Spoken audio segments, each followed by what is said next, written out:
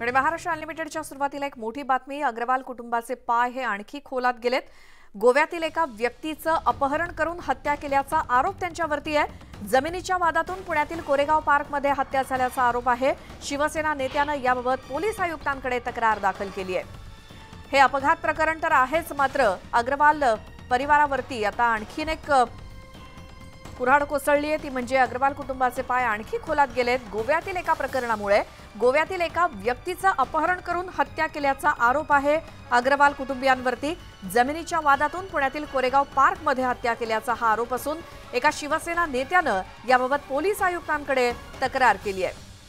अग्रवाल कुटुंबातील या अल्पवयीन मुलानं बेदरकारपणे कार चालवून दारूच्या नशेत कार चालवून दोघांना चिरडलं, त्यांचा बळी घेतला।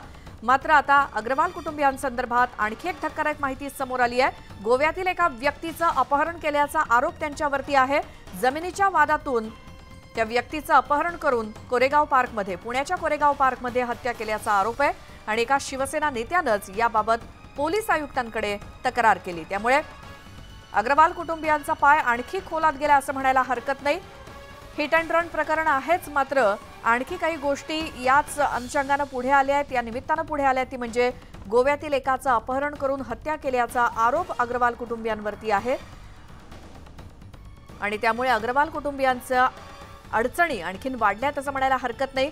गोव्यातील एका व्यक्तीचं अपहरण करून त्याची हत्या केल्याचा आरोप आहे। जमिनीच्या वादातून हा प्रकार झाल्याचं समजतंय आणि पुण्यातल्या कोरेगाव पार्कमध्ये त्या व्यक्तीची हत्या केल्याचा आरोप अग्रवाल कुटुंबियांवरती आहे। एका शिवसेना नेत्यानं पोलीस आयुक्तांकडे तशी तक्रार केली आहे। आधीच अग्रवाल कुटुंबातील या अल्पवयीन मुलानं दारूच्या नशेत बेदरकारपणे कार चालवून दोघांना चिरडलं आणि त्यात आता अग्रवाल कुटुंबियांवरती आणखी एका व्यक्तीचं अपहरण करून त्याची पुण्यामध्ये हत्या केल्याचा आरोप करण्यात आलाय।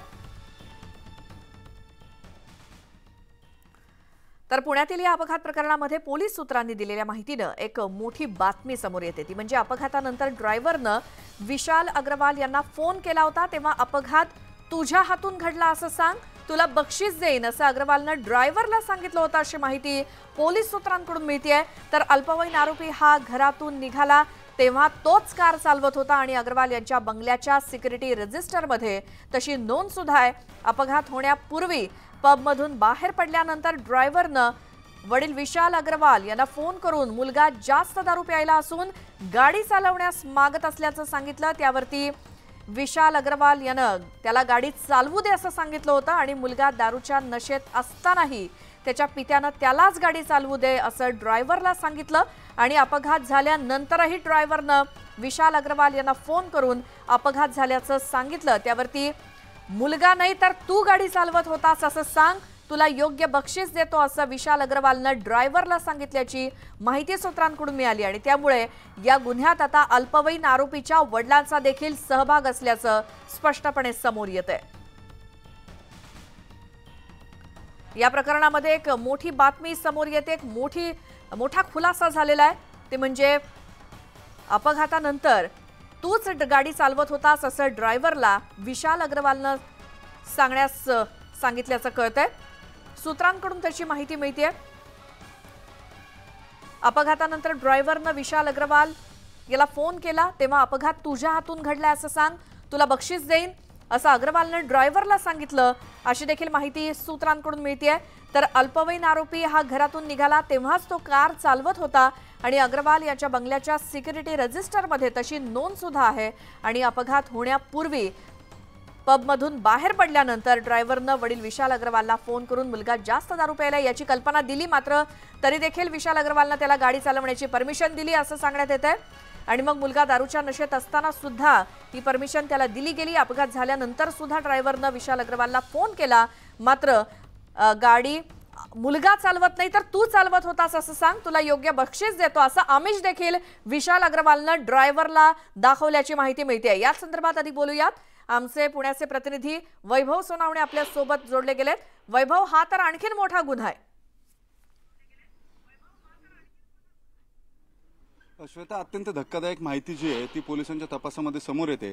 सगळ्यात महत्त्वाचं म्हणजे पोलिसांनी जेव्हा तपास सुरू केला, सुरुवातीला जे सांगण्यात येत होतं आरोपी हा गाडी चालवत नव्हता तर त्याच्यासोबत ड्रायव्हर होता, ड्रायव्हर गाडी चालवत होता असं सांगून त्याला वाचवण्याचा प्रयत्न जो आहे तो न्यायालयामध्ये सुद्धा करण्यात आलेला होता। या मागचा तपास पोलिसांनी जेव्हा सुरू केला तेव्हा घरातून निघल्यापासून म्हणजे ब्रह्मा सन सिटीमध्ये जे अग्रवाल यांचा बंगला आहे तिथून निघाल्यापासून हा अल्पवयीन आरोपी जो आहे तो गेटहून बाहेर गाडी घेऊन जाताना सीसीटीव्हीमध्ये सुद्धा दिसतोय। जे त्यांच्या बंगल्याचं अग्रवाल यांच्या बंगल्याचं सिक्युरिटी केबिन आहे तिथल्या रजिस्टरमध्ये सुद्धा हा गाडी घेऊन जात असल्याची बाब जी आहे ती नमूद करण्यात आलेली आहे। त्याच्यामुळे अल्पवयीन आरोपीच गाडी घरातूनच घेऊन निघालेला होता हे स्पष्ट आहे। घरातून निघण्यापूर्वी आरोपीचे वडील जे आहेत विशाल अग्रवाल यांनी चालकाला त्याने गाडी मागितली तर त्याला चालवायला दे असं सांगितलेलं होतं, मात्र घरापासूनच हा अल्पवयीन आरोपी गाडी घेऊन निघालेला होता।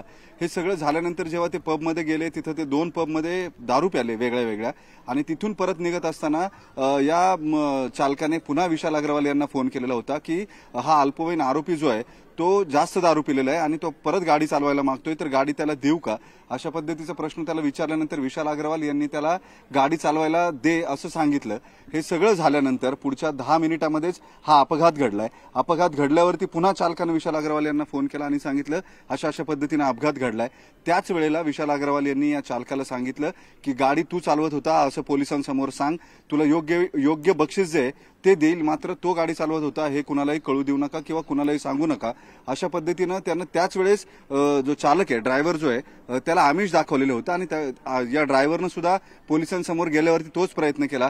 जेव्हा येरवडा पोलीस ठाण्यामध्ये त्यांना नेण्यात आलेलं होतं तिथं जे स्टेटमेंट घेण्यात आलं तिथं तो चालक जो आहे तो मी स्वतः गाडी चालवत होतो अशा पद्धतीची माहिती जी आहे ती पोलिसांना देत होता आणि त्याच्यामुळे या सगळ्या प्रकारात अगदी न्यायालयामध्ये सुद्धा चालक जो आहे तो दुसरा ठरवून या मुलाला वाचवण्याचे प्रयत्न जे आहेत ते पूर्णपणे करण्यात आले। पुरावा जो आहे तो पुरावा नष्ट करायचा किंवा पुराव्याशी छेडछाड करायचा प्रयत्न झालाय म्हणून कलम 210 अन्वये आज विशाल अग्रवालच्या गुन्ह्यामध्ये आणखी एक कलम जे ते वाढवण्यात येईल जो त्याच्यावरचा गुन्हा आहे आणि ते न्यायालयामध्ये सादर केलं जाईल। आज विशाल अग्रवाल याची पोलीस कोठडी 3 दिवसाची संपते, त्याला पुन्हा न्यायालयासमोर हजर केलं जाणार आहे। त्यापूर्वी पोलीस 210 हे नवं कलम जे ते आता त्याच्या रिमांडमध्ये ऍड करतील ज्यामुळे पुन्हा पोलिसांना कस्टडी मागता येऊ शकते।